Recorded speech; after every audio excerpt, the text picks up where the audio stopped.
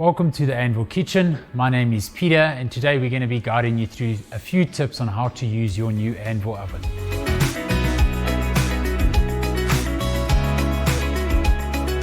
When first unpacking your oven, ensure that the unit is level. This can be done on the bottom of the stand with the adjustable feet. With the 2 and the 3 phase units, make sure that a qualified electrician connects the units for you. With the single phase Prima units, it's just a plug and play. Remove the stainless steel protective coating on the sides and the top of the oven and distance your oven at least 30 centimeters from any grill or any deep fryer to allow enough of a gap so that your oven doesn't get hot. With this sort of oven that requires a water connection, ensure that a plumber connects this pipe to a cold water fitting, and on that cold water fitting it must have a maximum of 2 bars of pressure, and the pipe must be purged before connecting it to the oven to prevent any blockages. With regards to the drain, connect a drain that is high temperature using high temperature PVC. It must be a 1 meter off the floor, and that can go directly into the floor from there. Now I'm going to show you how to use your oven. Your top dial is your steam dial. This starts at position 1 right up to position 5. This controls the amount of steam that's in your oven.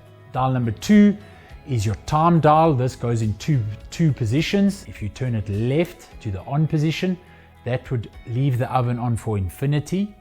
If you turn it right, that would be like a manual timer. The third dial is your temperature dial, which goes from 50 all the way up to 250 degrees Celsius. We've got your safety cutout, your start button and your stop button. Now we're going to be talking about the 3 different cooking methods that you can do in your Anvil oven. Firstly, we're going to talk about steam. For steam, at the top dial, you turn that to the maximum setting or high. The middle dial would be your time dial, so you turn that to your desired time. In the third dial, you turn it to a temperature between 90 and 120 degrees Celsius. Anything more is no longer steam and anything less is no longer steam. Then proceed to push the green button to start the oven. Moving on to the roast or combination mode, you start with your top dial in any position between the 2nd and the 4th position, your time dial to your desired time that you would like, your temperature dial to any temperature between 160 and 200 degrees Celsius. And you push the green start button to begin the cooking cycle. For baking, start with your top dial and turn it to the off position. Turn your time dial to whichever position you would like or whichever time you would like. And then with your temperature, once again, any temperature between 160 degrees all the way up to 250 degrees for a nice dry cabinet. And push the start button or the green button to begin the cooking process. When using your Grande Forni, the first dial is your temperature dial. This goes all the way up to 300 degrees Celsius. The second dial is your time dial. If you turn it to the left hand side, it goes on to infinity, and if you turn it to the right, it has the manual timer. Lastly, we have the manual water injection. With the Grande Forni, you can connect a cold water connection, but it does not require drainage. And you would need to push and hold this button to get any moisture into the cavity. Lastly, this oven takes 600 by 400 baking trays as well as GN inserts. And it takes a total of 4 pans. Now to use your Prima Pro. The Prima Pro is 3 dials, starting with the convection dial. This goes all the way up to 300 degrees Celsius. Your grill dial, which you turn fully up to 300 degrees Celsius. And your time dial, which if you turn it right, it goes onto the on or the infinity position. And if you turn it left, it goes onto your manual dial. This particular oven takes 435 by 315 sized inserts. Now I'm going to show you how to grill. Firstly, on your convection dial, turn it all the way around until you come to the grill position. Secondly, come to the grill dial and turn it onto your desired temperature. Thirdly, come onto your time dial and turn it to the desired time that you would like, and then proceed to put your product inside the oven. Leave the door a little bit open just to allow for airflow, as well as not to allow the door to get too hot, and then just turn your time dial to whichever time you would like. Here are some additional guidelines when using your Anvil oven. Firstly, it's very important to preheat your oven. What you can do is set your temperature 20 degrees above the desired temperature that you would like, and this would allow the temperature to correct itself when you open the door and load the product inside. Secondly, you'd always want to have a lower temperature of about 10 to 30 degrees, especially on your bigger ovens when compared to a standard domestic oven. You remember that your times may vary depending on how many trays are inside your oven. And thirdly, remember that your temperatures may also vary depending on how much product is in your oven. So just keep that in mind when baking and when cooking your various products in the ovens. Now when baking, here are a few additional tips, especially with your 10-pan and 6-pan ovens. Firstly, when you're baking, remember to use a slightly lower temperature than you're used to, or what the recipe would recommend, of about 10 to 30 degrees Celsius. When you're loading the tray in, use the top and the bottom trays if it is only 1 or 2 trays. This will allow the airflow to soften before heating the product. Remember, with things like lighter products, so like custards and cakes, what you'd want to do, again, remember top and bottom loading. And secondly, when you preheat your oven, let the oven sit or settle for about 7 to 10 minutes prior to pushing the start button to begin the cooking process. This will prevent any rippling on the top of the cake. Lastly, with any frozen products like frozen danishes, just set your preheat temperature a little bit higher of about 20 degrees. This will just allow the oven temperature to equalize when you load it, and it will be the perfect temperature to begin baking. Here's some additional tips when steaming in your oven. Firstly, remember that your steam temperature is from 90 to 120 degrees Celsius. When steaming vegetables, vegetables can be steamed at 95 degrees Celsius, and this will stop any color from leaching out. Any starchy vegetables can be steamed at 120 degrees Celsius. Remember that colored vegetables need to be at the bottom so that they don't leach the color onto any other vegetables or product in the oven, or you can just put a divider tray in between so that it just catches any of the excess water. And then important, remember, when you open the oven, the cooking time stops. You need to close the oven and push the green button to begin the cooking again. Now I'm going to show you how to clean your oven. Firstly, open the door and lightly touch the surface to ensure that the oven is cool. This is very, very important. Why is that? Because if you spray any of the chemical inside here while the oven is hot, it will vaporize and you can breathe it in, which is very detrimental to your health.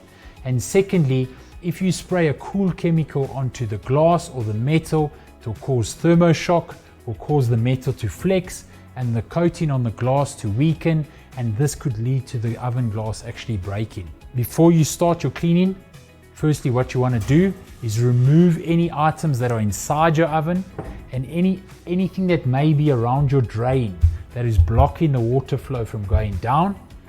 Then you're going to take your chemical, and let's talk about this before we spray it.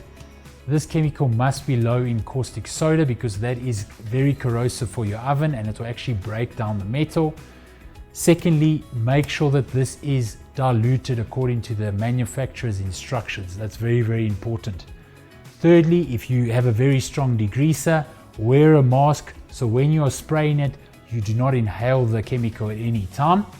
And now we're going to spray the chemical liberally throughout the oven to make sure that it coats each surface.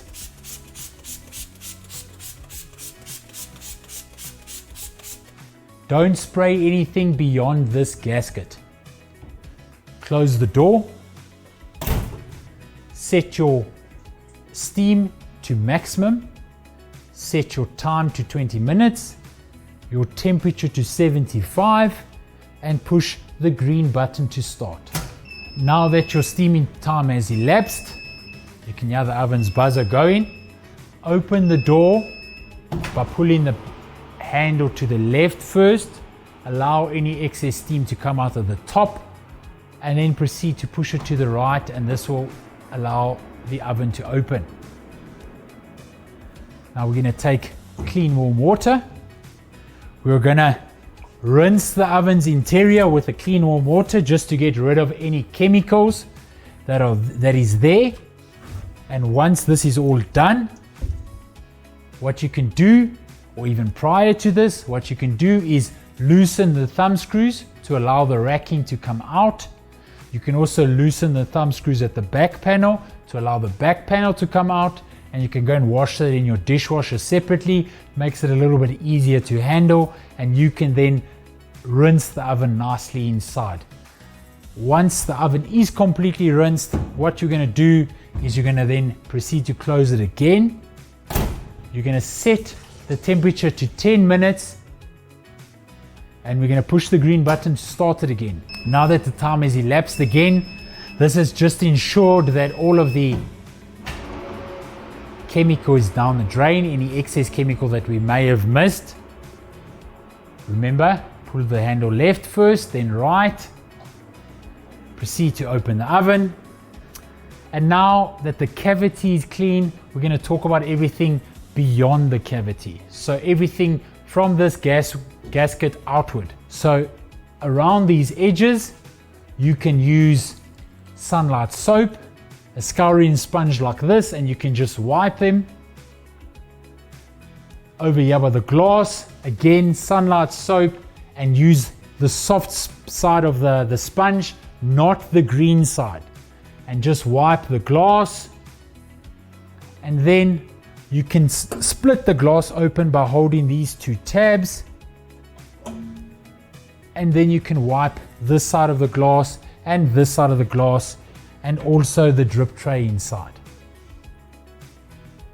For the outside of the oven, you can use sunlight soap or a mild detergent, and don't forget the top of the oven, because that does collect a lot of dust and fat. So you can clean that maybe once or twice a week. Here are some tips when using your 6 and 10 pan Anvil oven. Very important, when opening the door, push the handle to the left first. Allow the steam to escape out of the top of the door first. Wait a few seconds and proceed to open the oven. Remember to stand on this side so that the steam doesn't hit you in the face when you proceed to open the door. Another important tip is on tray size for these ovens. You can use a GN insert like this. Remember, with deeper inserts like this, that you do lose capacity in your oven, so this particular insert takes up 3 racks. Or you can use a 600-400 baking tray like this, or baking rack. Now we're going to be talking about the differences between the various Anvil ovens. These are all convection ovens, so keep that in mind. There are subtle differences between the ovens, and here are the main differences. So starting off with the Prima Pro, this particular model comes in 2 variants, where we have the Prima, which is a convection oven, a single phase convection oven. It's got 2 little fans. These fans go in a unidirectional fashion, so spin only one way. And then we've got the Prima Pro, which has the addition of grilling. So moving on to the Grande Forni, this is a specialist baking oven, and what makes this nice is it's got 2 big fans at the back. These fans spin in a bi-directional fashion, so they spin 4 minutes one direction, stop for 30 seconds, go 4 minutes in the other direction, and this equalizes the temperature inside to ensure perfect baking results every single time. Remember that this is a 2-phase oven, so an electrician would need to connect this unit. And then lastly, we've got the 10 pan oven, which comes in 3 variants. We've got a 6 pan, we've got a 10 pan, and we've got a 20 pan variant, all of which are 3-phase power and do require a professional to install it, a professional electrician, as well as a water connection and drainage. And with this particular unit, it has a nice big fan at the back to ensure fast airflow, It is a general purpose oven, so it does a bit of everything. And obviously we've got the 3 various cooking methods in here, which are steaming, roasting and baking.